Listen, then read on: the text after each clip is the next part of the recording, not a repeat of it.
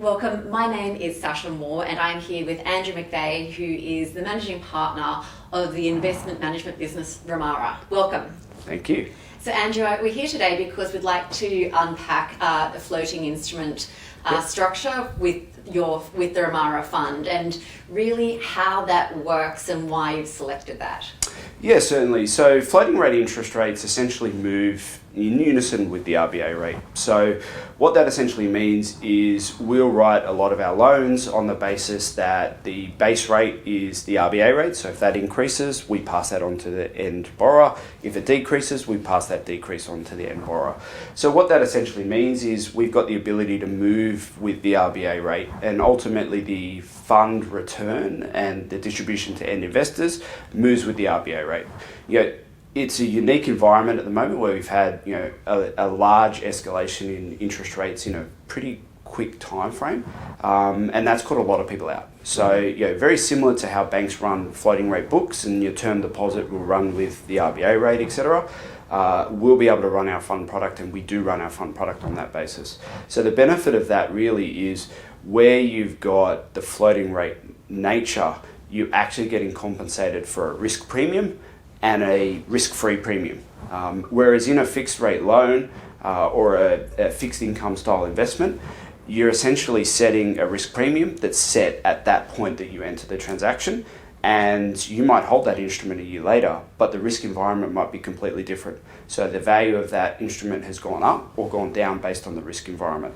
For most investors, you've got to have a good macro view as to when you should be investing into those instruments, and they've got to be instruments that are generally traded quite actively based on macro changes.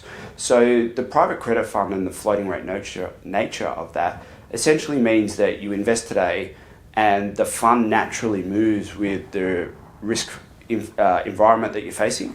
And as a result of that, you don't need to worry about the capital process. You don't need to worry about the macro environment and whether or not you should be entering or exiting based on the risk environment, because the risk is continually set and updated based on what is being faced at that point in time.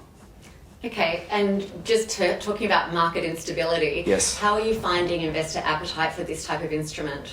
Look, it forms a part of a well-structured portfolio. So private credit shouldn't be 100% of your portfolio. Nothing ever should.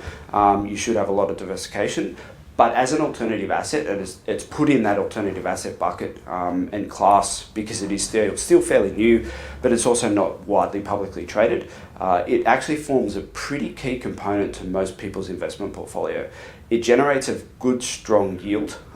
It's a stable yield. And as I said, it has very little capital changes. So you don't have mark-to-market risk. You don't have margin calls that might come on the back of it. And if the risk environment changes, apart from potential losses that occur in the fund, which are insulated through first loss contributions by the originators, you're essentially not having a large capital change. So you can lock it away as part of your portfolio and know there's very little capital volatility that's going to occur. It's going to pay you month in, month out, every single month.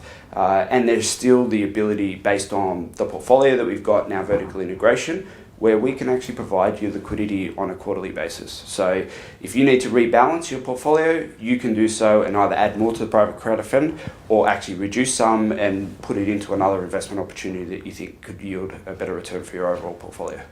Okay, amazing. Thanks for the overview. No worries, thanks.